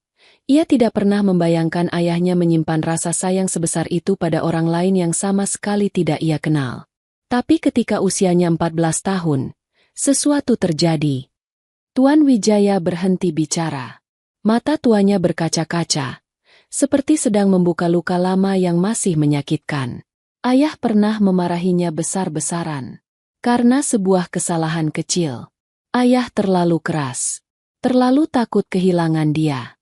Namun dia menganggap ayah membencinya. Malam itu, dia pergi. Alea menutup mulutnya. Ayah mencari dia selama bertahun-tahun. Tapi dia menghilang. Tidak ada jejak. Alea merasakan hatinya hancur. Hancur karena ayahnya menyimpan semua ini sendirian. Hancur karena Raka membawa luka itu sendirian. Hancur karena ia menghina seseorang yang telah ayahnya sayangi seperti darah daging. Kenapa ayah tidak pernah bercerita pada Alea? Alea tidak bisa menahan air matanya lagi. Kenapa ayah selalu tampak baik-baik saja? Tuan Wijaya tersenyum pahit. Karena ayah tidak ingin membebani kamu dengan rasa bersalah. Ayah tidak ingin kamu merasa kurang. Kamu selalu cukup bagi ayah. Tetapi orang tua juga manusia. Ada masa lalu yang tidak bisa disembuhkan hanya karena waktu berjalan. Alea terisak. Ia merasa bersalah. Merasa sedih. Merasa marah pada dirinya sendiri. Lalu, bagaimana Raka bisa bekerja di perusahaan kita? Itu keinginannya sendiri, jawab Tuan Wijaya. Ayah tidak pernah tahu dia masuk. Ketika ayah menemukan dia di kantor, ayah ingin memeluknya. Namun dia pura-pura tidak mengenal ayah. Dia bahkan tidak mau ayah menegurnya secara pribadi. Alea menutup muka dengan kedua tangannya. Dia ingin melihat ayah dari jauh, lanjut Tuan Wijaya. Tanpa mengganggu hidupmu. Tanpa mengganggu bisnis. Dia hanya ingin memastikan ayah baik-baik saja. Alea merasa sulit bernapas. Alea, menghina dia. Kata-kata itu keluar begitu saja. Di depan semua orang. Alea merendahkan dia. Alea bilang dia cuma OB miskin. Tuan Wijaya menatap putrinya lama. Lalu ia mengulurkan tangannya yang lemah untuk menyentuh pipi Alea. Dan dia tetap menolong ayah. Alea menangis lebih keras. Itu benar. Walau ia menghina Raka. Walau ia meremehkannya. Walau ia tidak tahu apa-apa. Raka tetap menyelamatkan ayahnya. Tanpa ragu. Tanpa menuntut apapun. Tanpa meminta balasan. Kenapa? Kenapa dia begitu baik? Alea berbisik. Terdengar patah. Karena hatinya bersih. Jawab ayahnya. Dan karena dia masih menyayangi ayah. Meski begitu banyak luka di antara kami. Alea meraih tangan ayahnya dan menahannya dengan kedua tangannya. Ayah. Alea harus menemukan dia. Tuan Wijaya menatapnya lembut. Ayah tahu kamu akan mengatakan itu. Alea mengangguk. Air mata jatuh satu persatu. Ayah tahu di mana dia berada sekarang. Suara Tuan Wijaya tiba-tiba melemah. Alea menegang. Di mana? Namun sebelum ia mendapat jawaban, mesin monitor tiba-tiba berbunyi lebih cepat. Napas Tuan Wijaya melemah. Matanya tertutup lagi. Tubuhnya jatuh dalam kelelahan yang mendadak. Ayah! Alea berteriak. Perawat berlari masuk. Dokter dipanggil. Suara langkah terdengar panik. Instruksi terdengar keras. Namun semua suara itu berubah menjadi gema samar bagi Alea. Yang ada hanyalah satu kalimat yang belum selesai. Ayah tahu di mana dia berada. Alea berdiri terpaku, memegang jam tua itu, sementara dunia di sekitarnya kembali masuk ke dalam badai yang tidak ingin ia hadapi. Namun ia tahu, tidak peduli apa yang terjadi setelah ini, ia harus menemukan Raka. Bagaimanapun caranya. Suara monitor detak jantung memenuhi ruangan, bergema seperti palu kecil yang memukul hati Alea berkali-kali. Ketika ayahnya tiba-tiba melemah, dunia Alea kembali runtuh. Perawat bergegas, dokter masuk sambil membawa alat, dan Alea harus mundur beberapa langkah agar tim medis bisa melakukan tindakan. Ia berdiri di sudut ruangan, kedua tangannya saling menggenggam, tubuhnya bergetar. Mata Alea terus menatap ayahnya yang tampak rapuh, dikelilingi petugas medis yang berusaha menstabilkan kondisinya. Beberapa menit terasa seperti beberapa jam. Hingga akhirnya, suara dokter terdengar. Beliau kembali stabil. Tekanan darahnya naik perlahan. Tidak perlu tindakan lanjutan untuk saat ini. Alea menutup mata dan menekan dada dengan kedua tangannya. Ia ingin roboh, tetapi ia tahu ia tidak boleh. Ayahnya butuh ia kuat. Perusahaannya butuh ia kuat. Dan, seseorang yang bernama Raka kini menjadi alasan lain ia harus tetap berdiri meski dunia terasa goyah. Setelah dokter keluar, Alea kembali ke sisi ranjang. Tuan Wijaya tertidur lemah. Napasnya kembali tenang, namun wajahnya tampak lebih pucat dari sebelumnya. Ayah! Alea berbisik, memegang tangan ayahnya. Katakan di mana Raka. Tolong! Namun ayahnya sudah tertidur nyenyak. Seperti tubuhnya memaksa istirahat agar tidak jatuh lagi ke jurang serangan berikutnya. Alea duduk lama di sisi ranjang itu, menatap wajah ayahnya yang terlihat damai. Tetapi pikiran Alea penuh badai. Kata-kata ayahnya sebelum pingsan membuat dadanya penuh pertanyaan. Ayah tahu di mana Raka berada. Ayah tahu. Ayah sempat hampir mengatakannya. Tetapi kalimat itu terputus. Alea memejamkan mata. Ia tidak pernah merasa sedekat ini dengan jawaban atas misteri yang selama ini ia cari. Namun pada saat yang sama, ia merasa semakin jauh karena Raka benar-benar menghilang. Jam tangan tua itu ia genggam erat. Benda kecil itu adalah satu-satunya bukti nyata bahwa Raka dan ayahnya pernah berbagi masa lalu yang sangat dalam. Ia perlu menemukan apa yang tersembunyi di balik ukiran itu. Ia perlu menemukan tempat asal Raka. Ia perlu memahami kisah yang ayahnya tidak sempat ceritakan. Dan paling penting, ia perlu menemukan Raka sebelum semuanya terlambat. Sore menjelang malam, Alea keluar dari kamar rawat. Wajahnya pucat namun matanya memancarkan tekad yang lebih kuat daripada sebelumnya. Para manajer yang menunggu di koridor berdiri ketika melihatnya.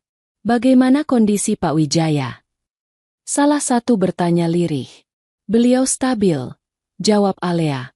Saya ingin kalian fokus pada perusahaan. Biar saya yang urus ayah. Mereka mengangguk dan kembali ke kantor setelah beberapa perintah singkat ia berikan. Hanya sekretaris pribadinya yang tetap tinggal. Bu Alea, maaf, tapi tadi ada telepon masuk dari Pak Mangun. Ucap sekretaris itu. Beliau bilang, ada sesuatu yang harus Anda lihat. Alea menegakkan tubuh. Apa itu? Beliau tidak bilang. Tapi suaranya, sepertinya penting. Sangat penting. Alea menatap koridor rumah sakit yang panjang dan sunyi. Di dalam hatinya, ia tahu hari ini belum selesai. Ada sesuatu lagi yang menunggu untuk terbuka. Saya akan ke kantor, ucap Alea tegas. Ketika Alea tiba kembali di gedung Wijaya Group, suasana sudah lebih tenang dibanding siang tadi. Lampu-lampu kantor menyala kuning lembut. Di lobi, beberapa petugas kebersihan menyapu lantai.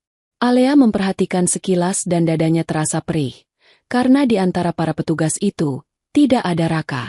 Lift membawa Alea ke lantai tertinggi. Di ruang rapat kecil dekat ruang direksi, Pak Mangun sudah menunggu. Tatapan mata pria tua itu menunjukkan ia membawa sesuatu berat. Apa yang Anda temukan? Tanya Alea tanpa basa-basi. Pak Mangun mengeluarkan sebuah map tipis dari tasnya.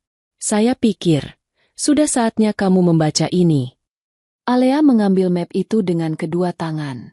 Di bagian depannya terdapat tulisan tangan. Data desa kediaman anak itu.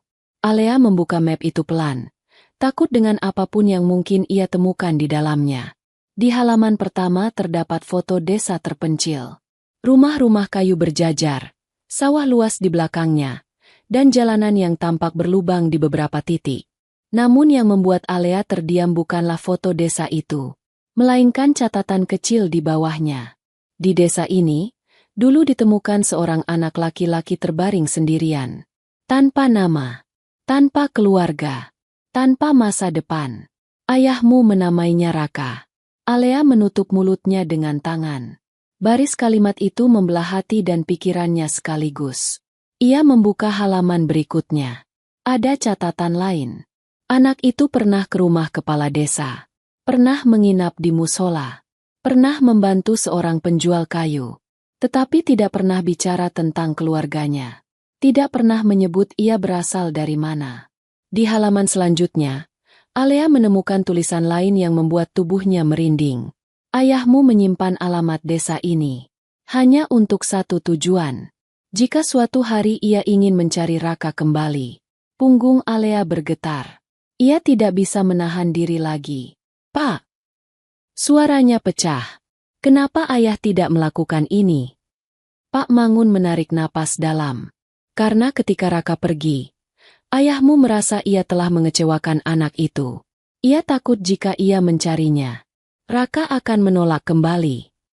Alea terdiam. Matanya basah. Dan sekarang, ketika Raka kembali untuk bekerja di perusahaan, ia tidak mengungkap dirinya. Ia memilih tetap menjadi anak tak dikenal, agar tidak mengganggu hidup ayahmu. Alea menunduk. Dia begitu baik. Ia berbisik. Bahkan ketika kami memperlakukannya dengan buruk. Pak Mangun menatap Alea lama.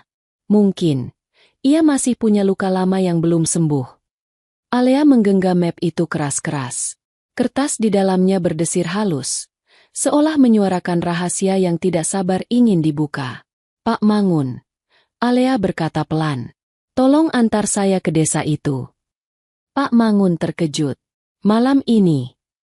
Iya, tegas Alea. Saya ingin menemukan Raka. Apapun yang terjadi.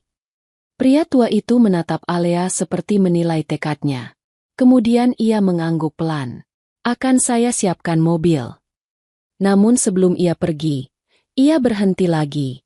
Alea! Suaranya lebih pelan dari sebelumnya. Apa alasanmu ingin menemukan Raka?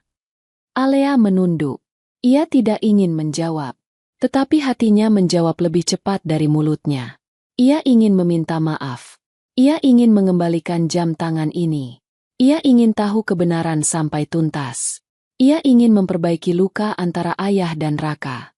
Dan di balik semua itu, ia ingin bertemu Raka karena hatinya mulai bergerak ke arah yang tidak pernah ia duga. Namun yang keluar dari mulutnya hanya satu kalimat pelan. Saya tidak mau dia menghilang lagi. Pak Mangun menatapnya penuh pengertian, lalu mengangguk. Alea berdiri di lobi gedung Wijaya Group, memegang map desa asal Raka di satu tangan, jam tangan tua ayahnya di tangan lain.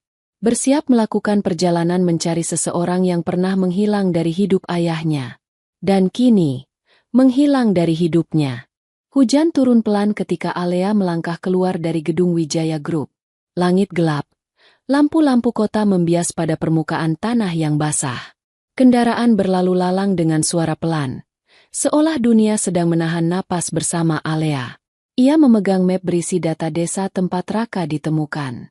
Di tangan satunya, jam tangan tua ayahnya seperti menghangatkan kulitnya. Setiap goresan jam itu terasa hidup. Seperti memanggil Alea untuk segera menemukan pemilik sahnya. Mobil hitam telah menunggu di depan pintu. Pak Mangun berdiri di sampingnya, payung di tangan kanan. Wajahnya tegas meski ada kekhawatiran yang tak tersamarkan. Kita berangkat sekarang, katanya. Alea mengangguk dan masuk ke dalam mobil. Pintu tertutup. Hujan mengetuk kaca seperti ritme yang mencerminkan degup jantungnya. Mobil bergerak perlahan meninggalkan gedung tinggi itu. Lampu-lampu kota meredup di balik semburat hujan. Di dalam kabin mobil, Hanya suara hujan dan suara halus mesin yang terdengar. Pak Mangun akhirnya berbicara. Alea, kamu siap dengan semua kemungkinan? Alea menatap keluar jendela. Saya tidak ingin kemungkinan. Saya hanya ingin menemukan dia. Kadang, seseorang pergi bukan untuk menghilang, ucap Pak Mangun lirih, tapi untuk menyembuhkan luka yang kita tidak bisa lihat. Alea menggenggam jam di tangannya. Jika dia pergi untuk menyembuhkan luka, maka saya ingin menjadi alasan dia kembali. Pak Mangun menoleh sebentar, lalu tersenyum tipis. Kamu seperti ayahmu. Alea menarik napas panjang. Ayah belum selesai bercerita barusan. Dia akan melanjutkan ketika kondisinya lebih baik, jawab Pak Mangun. Yang paling penting sekarang, kamu harus menemukan Raka sebelum semuanya terlambat. Perjalanan ke desa itu memakan waktu hampir 4 jam. Jalanan mulai menyempit, berganti menjadi jalan berkerikil. Pohon-pohon besar membentuk lorong gelap di kedua sisi jalan. Hujan berhenti, namun udara tetap dingin. Mobil berhenti di depan gapura sederhana bertuliskan nama desa yang sama dengan yang tercatat di dalam map. Alea turun, merapikan mantel panjangnya. Hawa desa yang lembab menyentuh pipinya. Ini, tempat itu. Suaranya pelan, seperti takut mengusik kenangan yang tinggal di antara pepohonan. Beberapa warga desa lewat dan melihat Alea dengan raut bingung. Bagi mereka, kedatangan seorang wanita berpenampilan mewah di tengah malam tentu hal yang tidak biasa. Pak Mangun menghampiri seorang warga tua di warung kecil. Pak, kami mencari seseorang, katanya sopan. Namanya Raka. Warga itu terdiam lama, lalu mengangguk pelan. Anak yang dulu ditemukan di jalan itu. Alea mendekat. Bapak tahu dia ada di mana sekarang? Warga itu memandang Alea lama sebelum menjawab. Dia tidak tinggal di desa ini lagi. Sudah lama pergi. Tapi, ada satu tempat yang sering ia datangi dulu. Tempat itu, seperti rumah pertamanya. Alea menahan napas. Di mana? Warga itu menunjuk ke arah belakang desa, melewati pepohonan.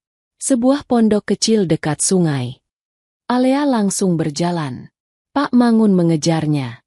Dalam gelap, langkah Alea cepat, hampir tergesa. Hatinya dipenuhi campuran perasaan yang tidak bisa ia jelaskan.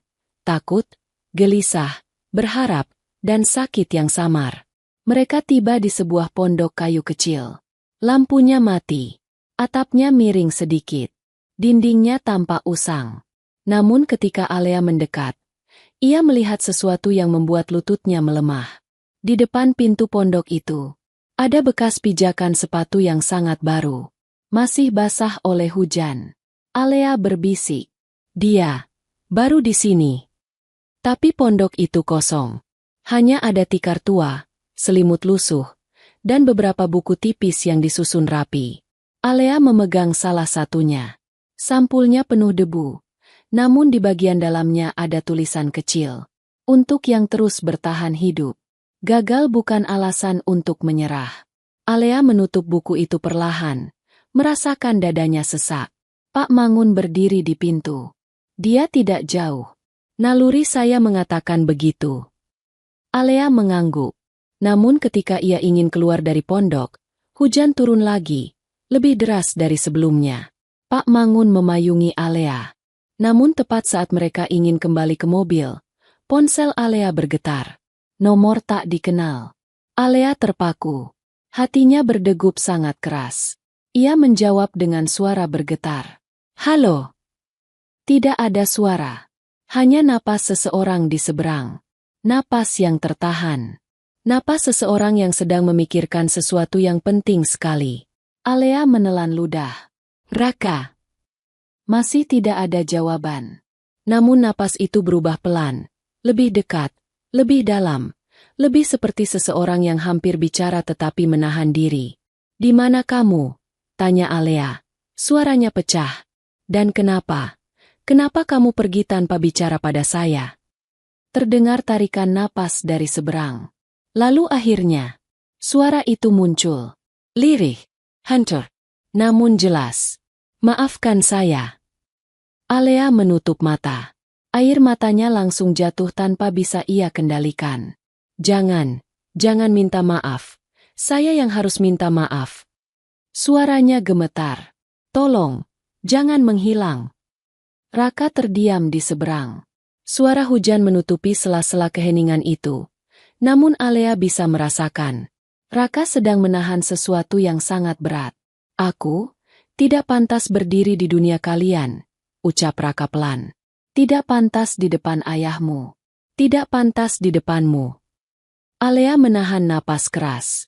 Kamu pantas, Raka. Tidak ada jawaban. Raka, ayah saya mencari kamu. Dia ingin bertemu. Dia ingin bicara. Jangan tinggalkan kami lagi. Hidup saya akan membuat semuanya sulit, gumam Raka. Alea memegang jam tangan di dadanya. Kalau kamu pergi, hidup saya yang akan sulit. Hujan mereda sedikit. Ada jeda panjang. Lalu suara Raka terdengar lagi. Lebih tenang. Lebih dalam. Lebih seperti seseorang yang akhirnya menemukan keberanian kecil untuk hidup. Apa? Janji itu masih berlaku kalau aku kembali. Alea menutup mulutnya dengan tangan. Seluruh tubuhnya gemetar. Ia mengingat momen di lobi. Momen ketika ia mengatakan kalimat yang seharusnya tidak ia ucapkan. Namun saat ini, kalimat itu bukan lagi amarah. Bukan lagi spontanitas. Hatinya menjawab lebih cepat daripada logikanya. Alea menarik napas dalam, lalu berkata, bukan karena janji itu, tetapi karena aku menginginkanmu. Keheningan panjang. Kemudian terdengar suara langkah pelan. Di tanah basah. Langkah yang sangat dekat. Langkah yang terasa. Seperti langkah seseorang yang kembali setelah lama pergi. Pak Mangun menoleh ke belakang Alea. Alea ikut menoleh pelan. Di ujung jalan becek yang diterangi lampu mobil. Sosok itu berdiri. Raka. Basah oleh hujan. Seragam OB lusuhnya menempel di tubuh. Wajahnya lelah. Namun matanya tidak lagi bersembunyi. Ia menatap Alea lama. Begitu lama. Seolah waktu berhenti. Alea berjalan pelan mendekatinya. Setiap langkah adalah pecahan hati yang perlahan disatukan kembali. Tanah basah. Hujan mereda. Udara dingin. Tetapi hati Alea terasa hangat. Ketika ia berdiri tepat di depan Raka, ia berhenti. Hanya berjarak sejengkal. Raka membuka mulut. Suaranya bergetar halus. Aku kembali. Dan Alea mengulurkan tangan. Pelan. Dengan hati yang akhirnya tahu kepada siapa ia bergerak. Raka menyentuhnya. Jari-jari mereka bertemu. Tidak ada kata lain. Tidak ada penjelasan panjang. Tidak ada drama berlebihan. Hanya dua manusia yang akhirnya berhenti menghilang dan mulai kembali menemukan jalan pulang. Malam itu, bab yang hilang dari hidup mereka akhirnya kembali. Dan ketukan pintu yang selama ini menunggu, kini terdengar dalam bentuk yang berbeda. Tidak dari pintu rumah, tetapi dari pintu hati mereka masing-masing. Dan ketika keduanya saling menatap, perjalanan yang panjang itu akhirnya mencapai momen yang paling emosional. Mereka saling menemukan. Dengan hujan yang perlahan mereda, dan masa depan yang akhirnya membuka dirinya. Pagi itu rumah sakit terasa berbeda. Udara dingin dari AC bercampur aroma antiseptik khas ruang rawat. Namun di dalam salah satu kamar VIP, suasana bukan lagi penuh tegang seperti sebelumnya. Hari ini, sinar matahari masuk lebih hangat dari biasanya, menyelinap lembut melalui jendela besar yang tirainya tersibak setengah. Pak Wijaya sudah bisa duduk bersandar dengan bantal yang ditinggikan. Selang oksigen telah dilepas. Kulitnya tidak lagi pucat seperti saat pertama kali dibawa ke UGD. Dokter menyebut kondisinya stabil, bahkan mulai pulih lebih cepat dari perkiraan.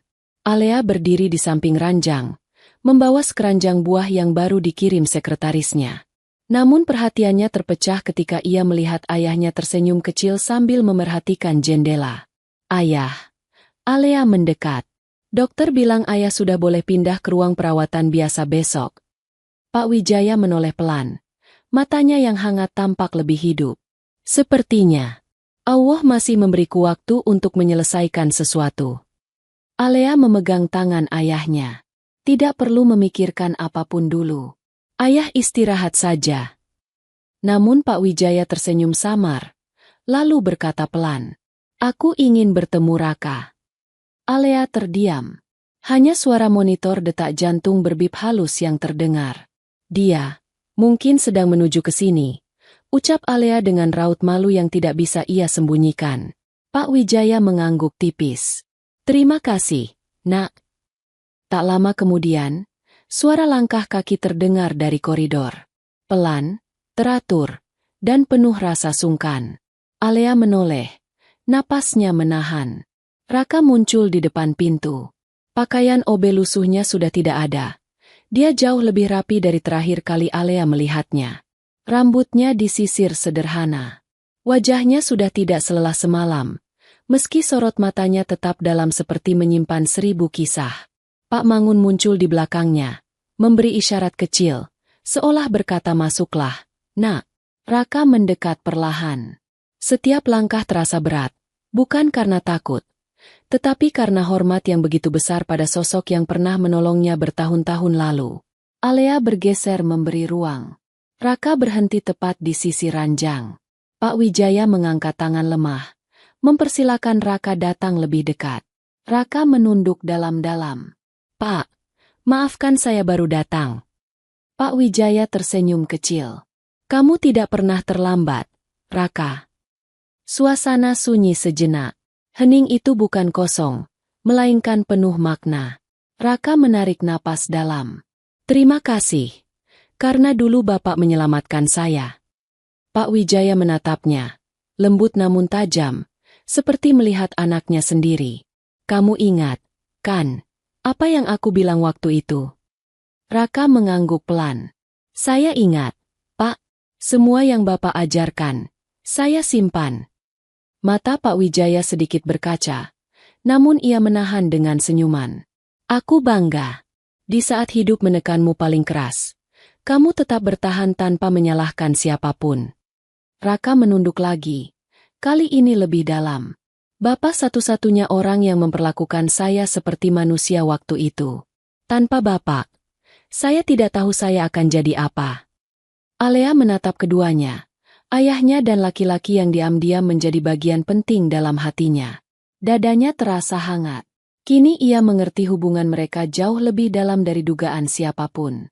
Pak Wijaya mengulurkan tangannya. Raka langsung menggenggamnya dengan kedua tangan seakan itu genggaman yang ia rindukan bertahun-tahun. "Kamu menyelamatkan nyawa saya, Raka," ujar Pak Wijaya pelan. "Dan bukan sekali saja. Kamu menyelamatkan saya dari kesepian yang tidak anakku sadari." Alea memandang ayahnya. Mata terbelalak kecil. "Ayah." Pak Wijaya tersenyum ke arah Alea. "Ayah ini tua, tapi tidak buta, Nak." Raka buru-buru melepaskan genggaman itu. Wajahnya merah tersipu. "Pak, saya." Namun Pak Wijaya mengangkat tangan. "Jangan menyangkal apa yang bahkan Allah sudah tunjukkan sejak lama." Alea menunduk. Wajahnya memerah. Raka terpaku. Ketegangan di hatinya berubah menjadi ketenangan kecil yang tidak ia mengerti. Kemudian, Pak Wijaya merentangkan tangannya ke Alea dan Raka sekaligus. "Kalian berdua, jangan tinggalkan satu sama lain lagi." Kata-kata itu sederhana, namun mengisi ruang itu dengan kehangatan yang sulit dijelaskan. Alea mengusap air matanya yang menetes tanpa suara. Raka menatap Pak Wijaya lama, lalu berkata dengan suara yang berat dan penuh rasa hormat. Kalau Bapak merestui, saya tidak akan pergi lagi." Alea menoleh cepat. Matanya membesar, bercampur haru dan bahagia. Pak Wijaya tertawa kecil, tawa lemah seorang ayah yang akhirnya menyaksikan bagian hatinya pulih. "Restu ayahmu selalu ada sejak lama, Raka," ucapnya. "Kamu hanya perlu kembali, agar aku bisa mengatakannya sendiri." Alea menggenggam tangan Raka pelan. Raka menoleh. Tatapan mereka bertemu. Tidak ada yang perlu diucapkan, karena keduanya tahu, langkah baru telah dimulai. Di luar jendela, matahari siang menembus awan, membuat kamar itu terang dan hangat seperti rumah yang akhirnya menemukan penghuninya kembali. Dan untuk pertama kalinya sejak semuanya dimulai, Pak Wijaya, Alea, dan Raka berada dalam satu ruang, dengan hati yang tidak lagi saling menjauh. Cerita selesai. Dan begitulah, di tengah hujan malam dan langkah yang hampir menyerah, dua hati yang terluka itu akhirnya saling menemukan jalan pulang. Raka, pemuda sederhana yang pernah hilang dari masa lalu. Alea, wanita kuat yang akhirnya belajar merendah. Dan Tuan Wijaya, ayah yang menunggu anaknya kembali dengan hati yang penuh harap. Cerita ini mengingatkan kita bahwa tidak semua orang yang terlihat kecil benar-benar kecil. Kadang, mereka hanya menunduk karena menyimpan luka yang tidak mampu kita lihat. Terima kasih sudah menonton sampai akhir. Jangan lupa like, share, dan subscribe agar semakin banyak kisah yang bisa kita bagi bersama. Sampai jumpa di cerita berikutnya. Wassalamualaikum warahmatullahi wabarakatuh.